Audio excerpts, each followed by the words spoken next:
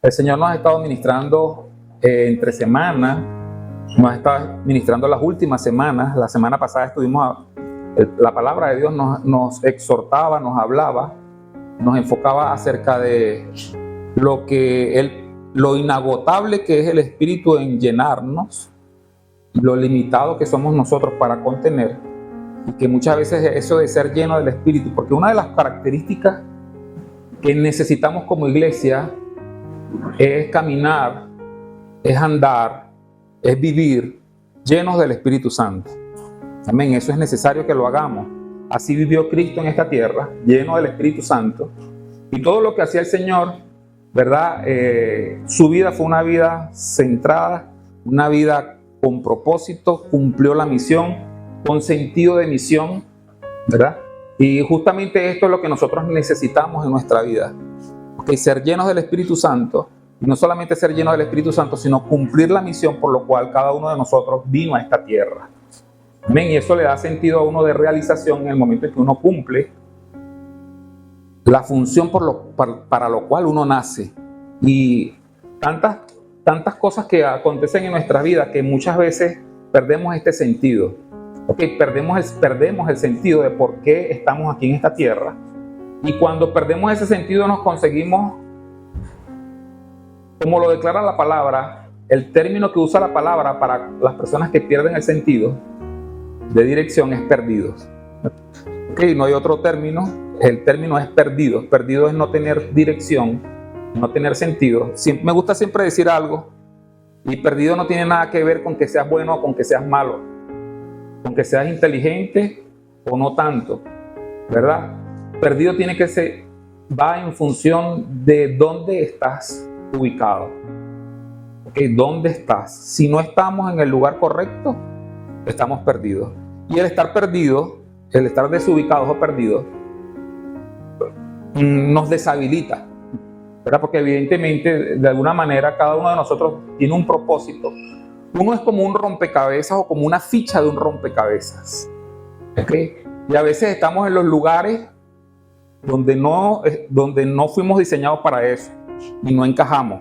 Pero usted ha visto alguna vez, usted ha armado un rompecabezas alguna vez. En estos días estaba armando un rompecabezas en la casa, ¿verdad? Y a veces uno quiere encajar fichas donde no van y no calzan. Y tratamos, a juro, de hacerlo, y va a quedar toda la fichita, porque la ficha está meticulosamente diseñada para calzar de tal forma que ella a veces tiene un pedacito que sobra para que calce donde le falta otro, ¿verdad? Un pedacito que sobra y un pedacito que le hace falta para que otro calce allí, ¿no? Y así somos nosotros. Nosotros tenemos, y el Señor nos manda justamente a vivir en comunidad, ¿verdad? Porque nosotros tenemos algo que le hace falta a otra persona, y otras personas tienen algo que nos hace falta a nosotros. Okay, entonces esto, ¿verdad? Esto es el diseño divino, así lo diseñó Dios, el diseño divino para un plan que va mucho y que abarca mucho más que nuestras propias vidas. Okay, ese plan único de Dios, ese plan único va más allá de nosotros. Está antes que nosotros y va a seguir después que nosotros. Amén. Es un plan supremo de Dios. Es el plan supremo de Dios. Y cuando nosotros hemos entendido que fuimos diseñados para encajar en ese plan de Dios, en ese propósito de Dios, podemos entender el propósito de la vida. Y cuando entendemos el propósito de la vida en nosotros, ¿verdad? Cuando lo hacemos, nos sentimos realizados. Y cuando lo hacemos, nos sentimos realizados. Y cuando conocemos al Señor, entendemos este propósito macro de Dios. Cuando venimos a Dios, Dios nos los muestra. Y fuimos diseñados para el reino de los cielos. Y por causa del reino de los cielos, significa que cada uno de nosotros es una ficha en ese reino de los cielos. Cuando vino Jesús a predicar aquí en la tierra, Él habló acerca de la posibilidad de entrar, porque Él dijo, se ha acercado el reino de Dios. Okay, y si nosotros fuimos diseñados y fuimos hechos para estar en ese reino, En una oportunidad alguien se le acercó a Jesús de noche porque no quería comprometerse, ¿verdad?, por la religión de ese tiempo. Y se le acercó a Jesús de noche y le dijo: Señor, ¿qué hay que hacer? ¿Verdad? Sabemos que tú vienes de Dios, ¿verdad? Porque ninguna otra persona puede hacer los milagros que tú haces, y nadie puede hacer los milagros que tú haces si Dios no está con él. Y Jesús le dijo algo: para poder ver el reino de Dios y para poder entrar al reino de Dios, que no es otra cosa sino el plan macro de Dios, tienes que nacer de nuevo. Amén. Y todos los que hemos nacido de nuevo, a ver, ¿cuántos han nacido de nuevo? Todos los que hemos nacido de nuevo hemos entrado a ese reino. Pero me preocupa algo, y es por esto que hoy quiero predicar acerca de esto. Me preocupa que nosotros, entendiendo el reino de Dios, entendiendo que somos parte de ese reino y que hay una función que cada uno necesita desarrollar en ese reino, a veces pareciese en nuestras vidas, muchas veces perdemos el sentido aún dentro, y pareciese que como que perdemos de vista el objetivo de lo que es el reino de Dios. El Señor dijo algo en una oportunidad bien importante. Mateo capítulo 6.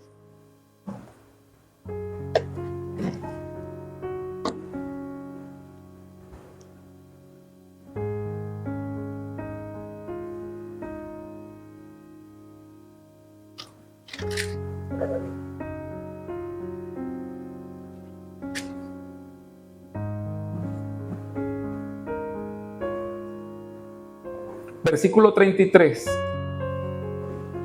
Mateo capítulo 6, verso 33 dice: Jesús está concluyendo lo que es conocido como el Sermón del Monte, el sermón principal de Jesús. Y en la conclusión, ya finalizando el sermón, Jesús declara estas palabras. Dice: mas busca primeramente el reino de Dios.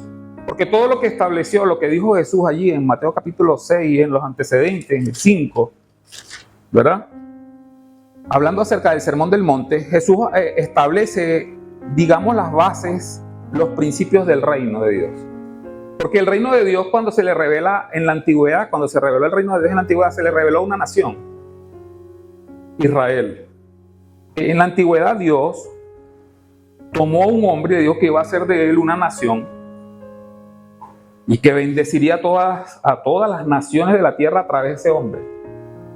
Y él fue el padre de lo que hoy conocemos, ¿verdad? Abraham, el padre de lo que hoy conocemos Israel. Abraham engendró a Isaac, Isaac engendró a Jacob, al que le cambian el nombre como por Israel. Y él tiene 12 hijos que son las 12 tribus de Israel. Ok, Jacob. Entonces, esos patriarcas que fueron los padres de ese reino terrenal aquí en esta tierra de Israel, fue el pueblo que Dios escogió para revelarse a la humanidad. Y ese fue el primero, o el primer, digamos, el primer aspecto en que Dios se revela al ser humano. Israel es el primer ente que Dios usa para revelarse al ser humano y lo establece, le establece unos parámetros, unas leyes, ¿okay?, que son las leyes que Jesús después establece y en Mateo capítulo 6, que es lo que hemos leído, en lo que es el Sermón del Monte, el Señor va y desglosa de alguna manera mucho más profunda lo que era la ley. ¿Okay? Y el Señor establece que la ley decía, no matarás, ¿verdad? Sin embargo, Él dice que cualquiera, ¿verdad?, que ofendía a su hermano, ¿verdad?, podía ser tratado como un homicida. Va mucho más allá de la acción, va a la intención. Y establece, y el parámetro que le sube a la ley es más alto. Pero esto lo hace por causa de que Israel era el encargado hasta ese momento. Él era el encargado de difundir el reino de Dios. Buscar primeramente el reino de Dios y su justicia, y todas las demás cosas serán añadidas. Está estableciendo un principio de prioridad. Primero es el reino, que es el plan supremo de Dios. El reino de Él es el plan supremo de Dios. Y después todas las cosas van a ser añadidas. Y cuando nosotros somos incluidos en este reino y que podemos entrar a través del nuevo nacimiento, tenemos que mantener este principio de que primero es el reino de Dios y todas las demás cosas van a ser añadidas, pero a veces perdemos el norte y empezamos a construir pequeños reinos nuestros. Y parece que lo añadido es el reino de Dios. No sé si me explico. Nosotros somos introducidos en el reino de Dios y esa es la prioridad. Esa es la prioridad. El reino de Dios es la prioridad. Ahora, en el reino de Dios hay dos cosas que son fundamentales. Tanto para el Antiguo Testamento como para el Nuevo Testamento se estableció un mandato que era el principal de todos los mandamientos. El primer mandamiento que se le da a Jesús, un fariseo, un maestro de la ley. Vamos a Mateo capítulo 22, verso 34. Mateo capítulo 22, verso 34. Dice, entonces los fariseos, oyendo que había hecho callar a los saduceos, fariseos y saduceos eran una secta religiosa, ¿ok? Pero oyeron que había hecho callar a los saduceos, se juntaron a una, y uno de ellos, intérprete de la ley, preguntó por tentarle, diciendo, maestro, ¿cuál es el gran mandamiento en la ley? Jesús le dijo, amarás al Señor tu Dios con todo tu corazón, con toda tu alma y con toda tu mente. Este es el primero y grande mandamiento, y el segundo es semejante. Amarás a tu prójimo como a ti mismo. De estos dos mandamientos depende toda la ley y los profetas. Jesús está anunciando que es lo más importante dentro de ese mismo reino. Y lo más importante dentro de ese mismo reino es amar a Dios, ¿verdad? Amar a Dios con todo el corazón, con toda el alma y con toda la mente, con todo. Y el siguiente era también semejante a ese, que era amar al prójimo como a sí mismo.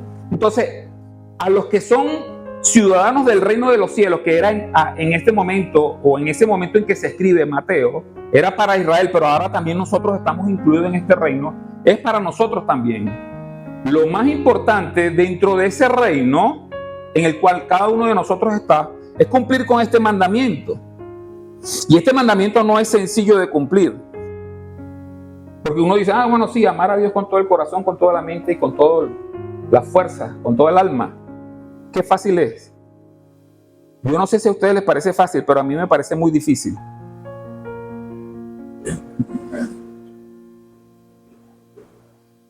Porque amar a Dios, como lo está haciendo, y después dice, y amar al prójimo como a ti mismo, evidentemente aquí hay una prioridad. Primero hay que amar a Dios, porque amar a Dios nos va a dar la capacidad. El amar a Dios va a abrir nuestro corazón para poder recibir de su amor, y con esa recepción del amor de Dios podemos amar a los demás, ¿verdad? Como a nosotros mismos. Pero esto es algo que es sumamente difícil y que tenemos que trabajar en esto, porque ser la persona que tenga la capacidad de amar a los demás no es algo que se consigue de la noche a la mañana. Es algo con que se tiene que trabajar. Porque prontamente nosotros amamos, y muchas veces el centro de ese amor no es Dios. Amamos cualquier otra cosa. Y pronto vamos a estar nosotros desenfocados de lo que necesitamos hacer en este mandamiento, y podemos estar involucrados en cualquier otra cosa. Entonces aquí hay un problema que se nos está presentando, y el problema es que no somos la clase de personas que Dios quiere que seamos, porque esto es el resultado del proceso de la conversión en nuestra vida. Repito, el amar a Dios con todo nuestro corazón, con toda nuestra mente y con toda nuestra alma, y el amor y amar al prójimo como a nosotros mismos, es el resultado del proceso de la transformación de la persona en ser una persona natural a ser una persona convertida, o el proceso de la conversión en un hijo de Dios. Esto no es sencillo, no es fácil. Es un proceso. No es algo que es instantáneo, es un proceso. Es algo que requiere transformación. Es algo en que se convierte, y para convertirse en eso requiere un proceso y requiere nuestra atención en ese proceso, requiere nuestro trabajo en ese proceso. Porque recordemos nuevamente, cuando el Señor está diciendo busca primeramente el reino de Dios y su justicia, lo primero o por donde empieza para que se aplique la justicia del reino de Dios en nuestra vida es amar a Dios. Porque si estamos en el reino y no amamos a Dios, somos las personas más injustas de esta tierra.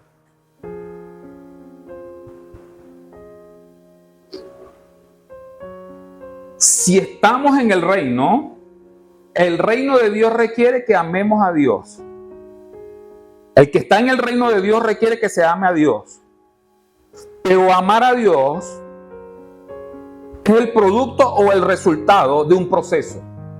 Pero cuando nosotros nos abocamos a otras cosas, estoy hablando con discípulos de Cristo, cuando nosotros nos abocamos y descuidamos el proceso en nuestras vidas que tiene que tener como resultado el amar a Dios, cuando lo descuidamos por otras cosas,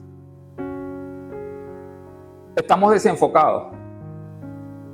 Y podemos pasar nuestra vida completamente pensando que estamos en el reino o estar estando en el reino, pero sin cumplir con lo que Dios está esperando que cumplamos.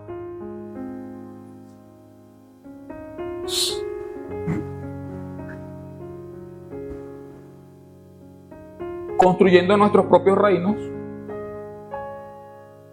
¿Sí? Y no estoy diciendo que no trabajemos en sueños que podamos tener. Pero cuando nosotros no tenemos la convicción de que somos parte de algo mucho más grande que nosotros, muy probablemente nuestros sueños opaquen el plan de Dios, que sí es mucho más grande que tus planes. Repito, los planes de Dios son más grandes que tus planes propios o personales. Y cuando Dios te llama para que formes parte del reino, cuando Dios te llama y te introduce dentro del reino, tu enfoque principal tiene que ser el reino y no tu reino. Porque empezando con el reino de Dios, el primer paso que hay que hacer es cumplir el primer mandamiento. Ese es el primer pasito que hay que dar. Y el primer mandamiento es amar a Dios con todo nuestro corazón. Ahora, muchas veces nuestro amor por otras cosas impiden que amemos a Dios con todo el corazón. Porque la Biblia habla con todo el corazón. Y muchas veces nuestro corazón, como lo decíamos en una de estas clases, está fragmentado. Está fragmentado. Entonces, ¿qué es lo que hay que hacer? Trabajar en nuestra vida. Hay que trabajar de una forma intencional en querer amar a Dios. Hay que trabajar en nuestra vida de una forma intencional en querer amar a Dios. Y en una oportunidad, colócame el gráfico aquí, hablamos lo que era el triángulo en el taller número 1 de adentro hacia afuera. Estudiamos este triángulo. Este triángulo es un triángulo que los que son expertos en formación espiritual hablan de cómo ocurre la transformación de nosotros, cómo ocurren las transformaciones en nuestra vida para ser como el Señor. Y en la parte de arriba está lo primero que hay que hacer es ser creyente para que el Espíritu Santo pueda venir sobre uno, porque Él es el que toma el trabajo de la transformación de cada uno de nosotros. El Espíritu Santo. Él es el que puede transformar nuestras vidas. Por eso es que está allá arriba, en primer lugar. Está externo y está internamente también. ¿Okay? Pero también hay otras cosas que pasan en nuestra vida, que son los eventos de la vida. Los eventos de la vida sirven para cambiarnos también. ¿Cuántas personas no han sido cambiadas por un accidente de tránsito? ¿Cuántas personas que están al borde de la muerte, ¿verdad? Han tenido experiencias, ¿verdad? Que están a punto de morirse y de repente esa experiencia, personas que digamos han sido muy relajadas en algún área de su carácter, han sido bebedores y de repente por causa de eso han estado al filo o al borde de la muerte, y cuando regresan de la muerte dicen, no, yo no vuelvo a tomar. ¿Qué lo cambió? Los eventos de la vida. Porque los eventos de la vida también cambian a las personas. Y Dios usa los eventos de la vida, ¿verdad? Como lo dice Santiago capítulo 1. Ustedes no se extrañen cuando a ustedes le vengan pruebas, porque hay un propósito con esa prueba, porque produce algo en el carácter de la vida de cada uno de nosotros. La prueba produce carácter. ¿Ok? Por otro lado están las disciplinas espirituales, que es lo mínimo que uno tiene que hacer. Uno tiene que disciplinarse espiritualmente, orar, leer la palabra. Dentro de las disciplinas espirituales está leer la palabra, meditar la palabra. Porque esto también hace que nosotros seamos transformados. Y todo esto va dentro, centrado en la mente de Cristo. La mente de Cristo está acá. Y todo esto va, lo que es centrado en la mente de Cristo, no es otra cosa, sino que en nuestra vida el centro tiene que ser el arrepentimiento. No es lo que yo creo o lo que yo pienso, es lo que cree Cristo y lo que Cristo piensa. Los caminos míos, yo pienso que son correctos, pero mis pensamientos son muy pequeños. Entonces, ¿qué tengo que tener yo? Los pensamientos de Dios, de Cristo, para que esos pensamientos de Cristo, cuando yo me alineo a esos pensamientos, entonces mis caminos se enderezan. Yo quiero caminar por camino derecho, tengo que pensar como piensa Cristo, porque mis pensamientos propios no van a hacer esto. Y todo esto es un proceso en la vida de uno, un proceso para poder ser transformados o para poder convertirnos o es el proceso que hace el Espíritu Santo en la vida de uno, pero también está incluido uno en ese proceso. Porque ¿quién decide practicar las disciplinas espirituales?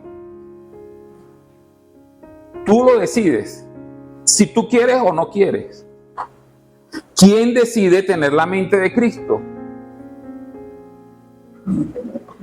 Uno, porque uno es el que se alinea, porque aquí está la mente de Cristo, pero tú eres el que te alineas a pensar como piensa Cristo. Y tú eres el que le das el espacio, como decíamos en estos días, al Espíritu Santo para que llene tu vida. Tú te tienes que dar el espacio a Él. Tú estás aquí porque tú decidiste venir a escuchar una palabra. Hay gente que a lo mejor estaba en esa opción, ¿voy o no voy? No, mejor no voy porque yo creo que es mejor, me parece más interesante, o priorizó algo que a su concepción le parecía más importante que estar en este lugar. Son decisiones que cada una tiene consecuencias. Y que esas decisiones van a tener consecuencias en la vida de uno.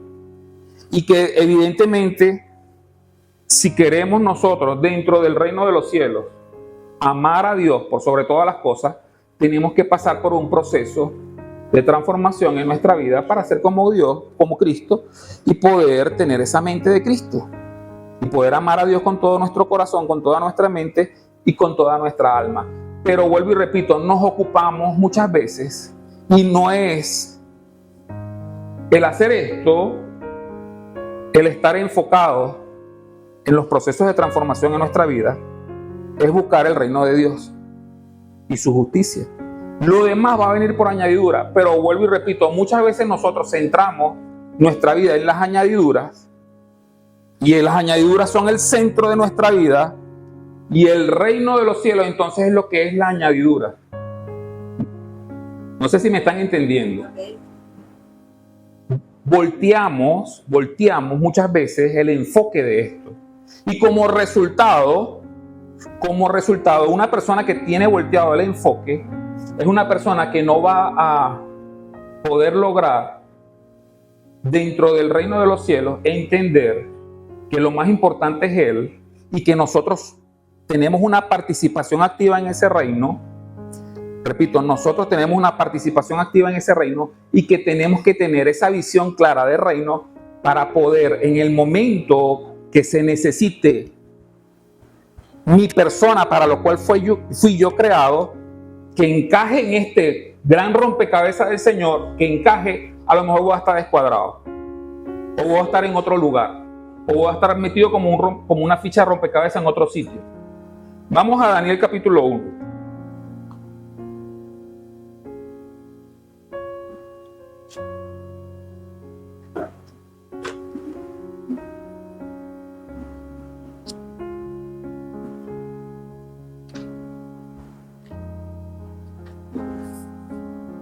Daniel capítulo 1. Voy a hablarles un poquito acerca de Daniel. Daniel es un profeta a quien Dios le revela, es uno de los profetas que Dios le revela. Yo digo que siempre cuando se estudia en teología, los acontecimientos finales se toman dos libros, Daniel y Apocalipsis. Esos dos libros se toman y se estudian en conjunto, Daniel y Apocalipsis. Porque a Daniel, aunque Daniel vivió aproximadamente unos 500 años antes de Cristo, por ahí va, más o menos, unos 500 años antes de Cristo, a él se le revela, a Daniel se le revela todo lo que va a acontecer al final de los tiempos. Esto que está pasando hoy se le reveló a Daniel 500 años antes.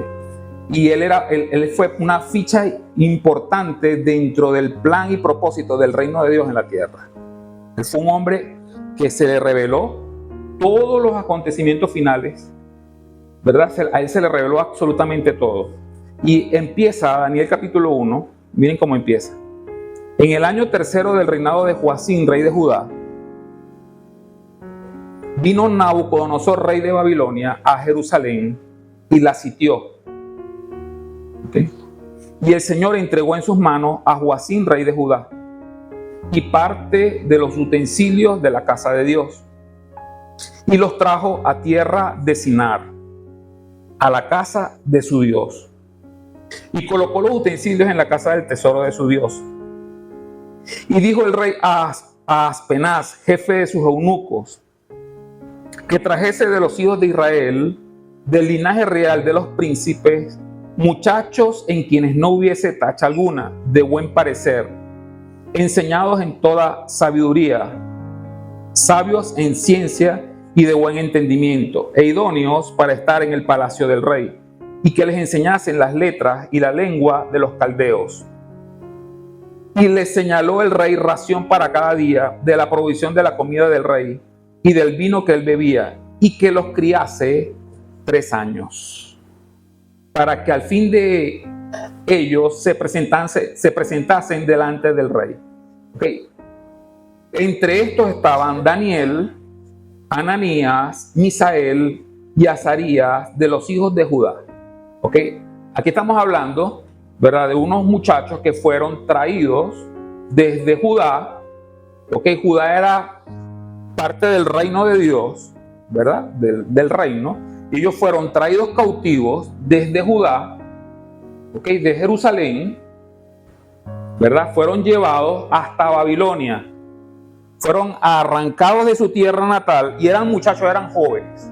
Pero son muchachos que estaban establecidos en el reino. ¿Okay? Muchachos que tenían convicción de que los planes de Dios eran mucho más grandes que sus planes. Muchachos que eran entendidos en lo que Dios estaba haciendo.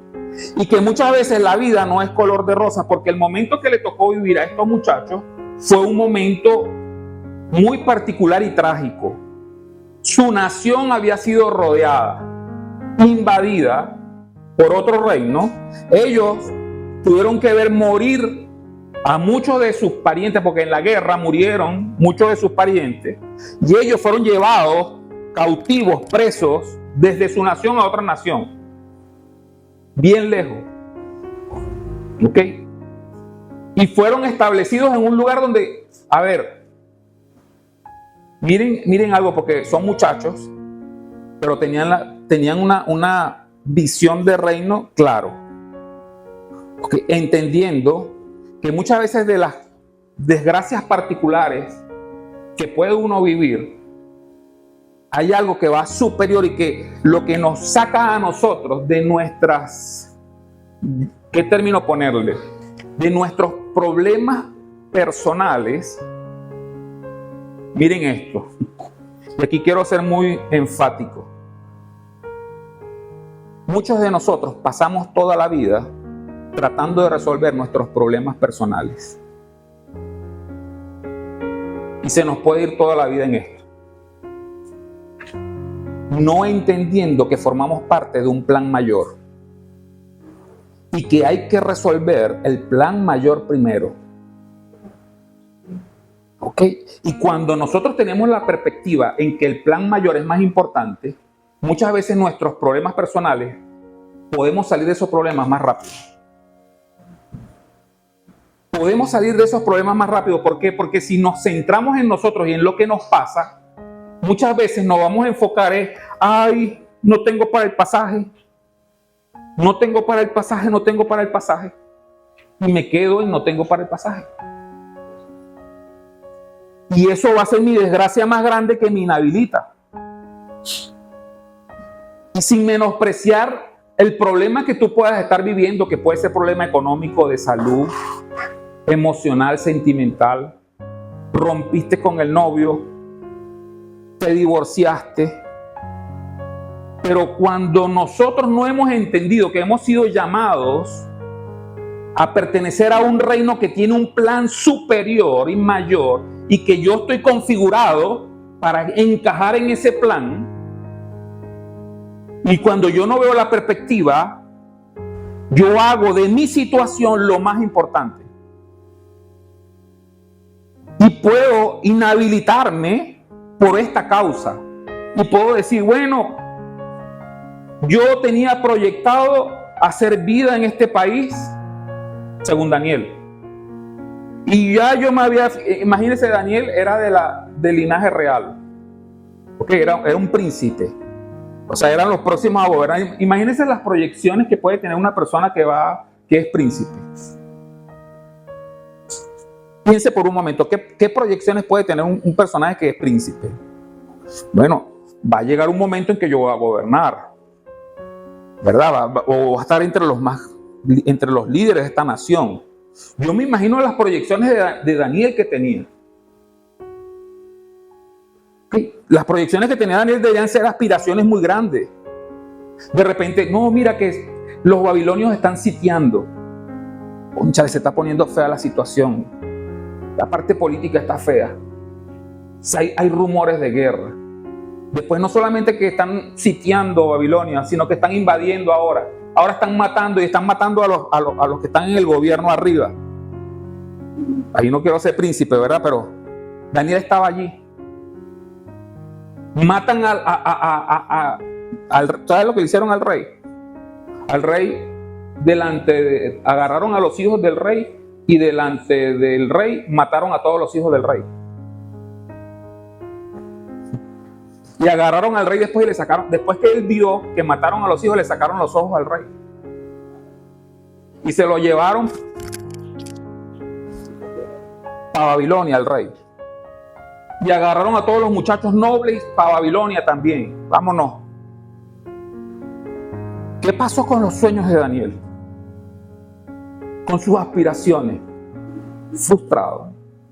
Y no solamente eso, sino que ahora, estando allá, al rey se le ocurre que haga, y al rey de Babilonia se le ocurre, mira, yo necesito muchachos para que estén en palacio, y llamó a este personaje que se llama Aspenaz, jefe de los eunucos. Y ellos son muchachos. ¿Usted qué cree que hace el jefe de los eunucos? El término, si alguien no sabe qué es un eunuco, es una persona que lo castran. Y para poder servir en el palacio del rey, si eras un hombre y eras un muchacho o buen mozo, tenías que estar castrado, porque tú no puedes ser una persona que represente un peligro para el harén del rey. Entonces a Daniel lo llevan allá. Y el jefe de los eunucos apenas, venga para acá. Daniel, ¿y cuáles fueron los otros tres? Ananías, Misael y Azarías. Vengan para acá, porque Aspenaz los está llamando. ¿Ah? Usted se imagina esto, a muchachos que están en la plena flor de la juventud, que quizás se están proyectando. Wow, yo quiero tener una familia. Yo quiero gobernar, yo quiero tener en aquel tiempo los reyes tenían apenas los llamó, vengan para acá porque ustedes van a servir en palacio. No de su tierra, en el palacio del enemigo. Pero tenemos que quitarle todo lo que represente una amenaza. ¿Y ustedes saben qué quitaron? Los castraron a todos.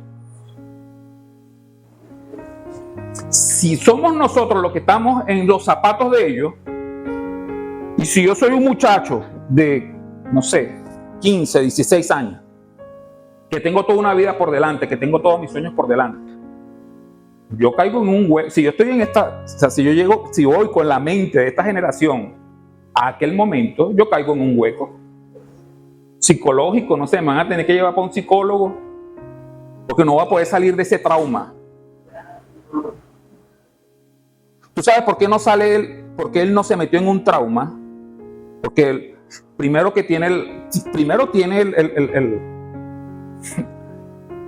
ya tiene el golpe de la sacada de su país. Ya tiene el golpe de que él era un noble y ahora era un esclavo. Ya tiene ese golpe de que, aparte de eso, que siempre dicen que hay un shock traumático cuando la gente sale para otra nación. Y aparte de eso lo castran. Demasiados golpes juntos. Es como para que haya un hueco y yo no salgo de aquí, por lo menos necesito 5 años de terapia mínimo.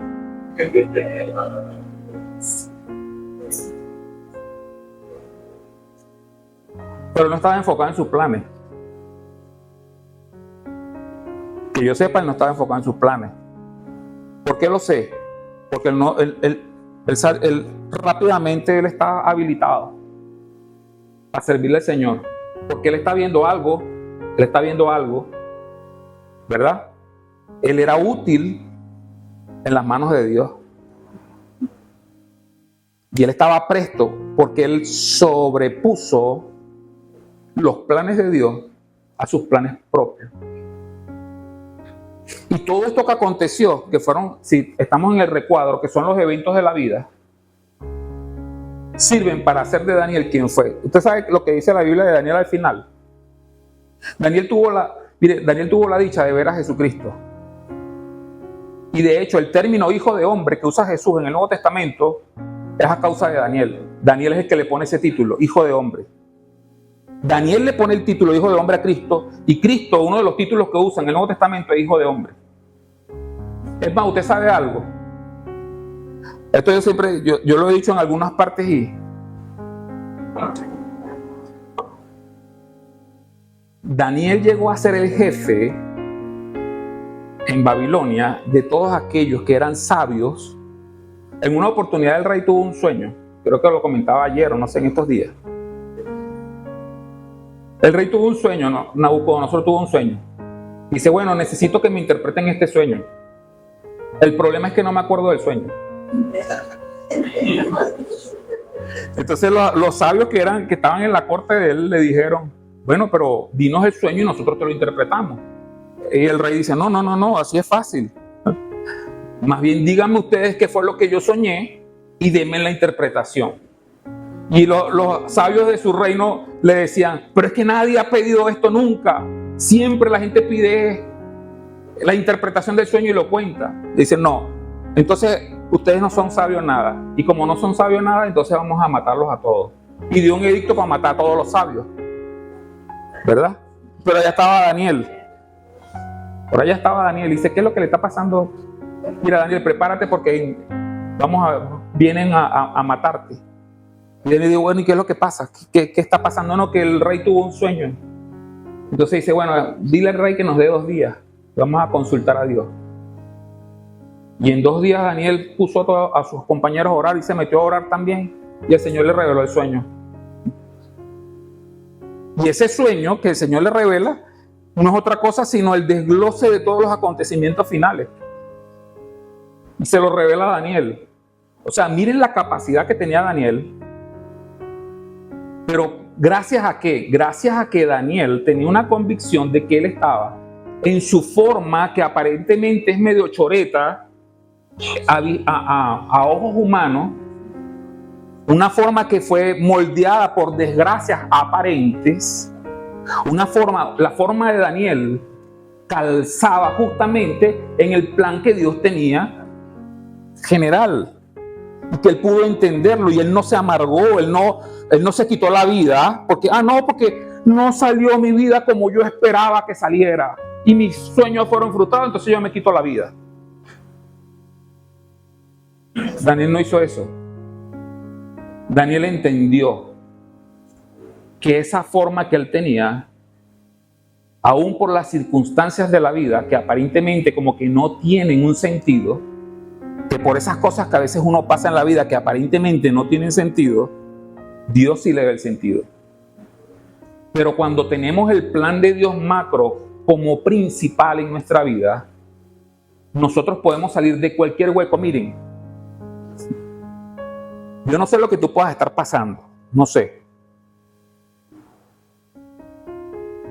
Pero lo que sí sé es que si tú estás en el reino de Dios y el Señor te llamó para pertenecer a su reino, cualquier cosa que tú puedas estar pasando, cualquiera que sea la cosa que tú puedas estar pasando, te va a servir a ti para cumplir el propósito de Dios, aunque no lo entiendas. Aunque no lo entiendas, va a servir para cumplir el propósito de Dios. Así es. Pero cuando nosotros no entendemos esto, sino que creamos todo un sistema, y a veces nosotros creamos unos sistemas bien tremendos, porque a veces creemos que nosotros somos el centro. Tú no eres el centro. Tú no eres el centro. El mundo y la corriente de este mundo va a hacerte creer o quiere inyectarte a ti en sus pensamientos que tú eres el centro y que todos giran alrededor tuyo. Y entonces nosotros nos llevamos o nos pasamos la vida pensando que hasta Dios está en función a mí y no mi persona en función a Dios. Repito, a veces nos pasamos la vida pensando que es que Dios está para satisfacer mis deseos y mis necesidades y no al revés. Hay algo, les voy a recomendar un libro que es pequeño. Se llama La teología de los perros y los gatos. Le voy a leer nada más algo que dice la segunda línea, o la segunda hoja, que es el resumen es sintetizado de lo que habla este libro. Para sintetizar la teología de perros y gatos está en esto. Los perros dicen: Señor, me amas, me bendices abundantemente, me alimentas, diste tu vida por mí, debes ser Dios. Ese es el pensamiento del perro. Porque él hace una comparación entre cómo piensan los perros y cómo piensan los gatos, no es que piensen, no, pero por la forma en que ellos actúan. Un perro es fiel, ¿verdad? ¿Cómo es un gato? ¿Alguien tiene gatos? Son pretenciosos, ¿verdad? Los gatos. Los perros son fieles. Los gatos son pretenciosos. Entonces los perros dicen: Señor, me amas, me bendices abundantemente, me alimentas, diste tu vida por mí, debe ser Dios. En su mismo lugar los gatos dicen: Señor, me amas, me bendices abundantemente, me alimentas, diste tu vida por mí, debo ser Dios. Así piensan los gatos, se creen que son el centro. Y esta teología muchos la tenemos, como los gatos.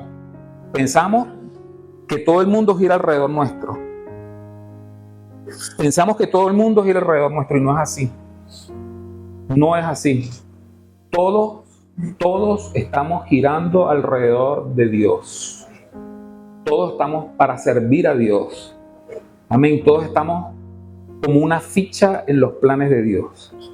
Amén. Entonces, en el reino de los cielos, el mandamiento, hay dos cosas que son medulares en el reino: el mandamiento y la misión. Ser y hacer. ser la persona que puede amar a Dios con todo su corazón, con todas sus fuerzas, con toda su alma. Tenemos que estar trabajando constantemente en ser esas personas.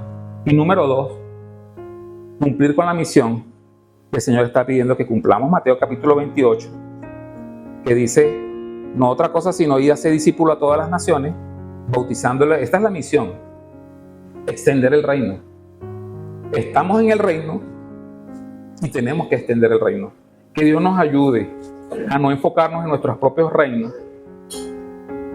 Amén. Y a poder ver más allá, porque muchas veces nuestra visión del reino de Dios está eclipsada por nuestros propios reinos. Tener una visión correcta del reino de Dios y poder estar allí.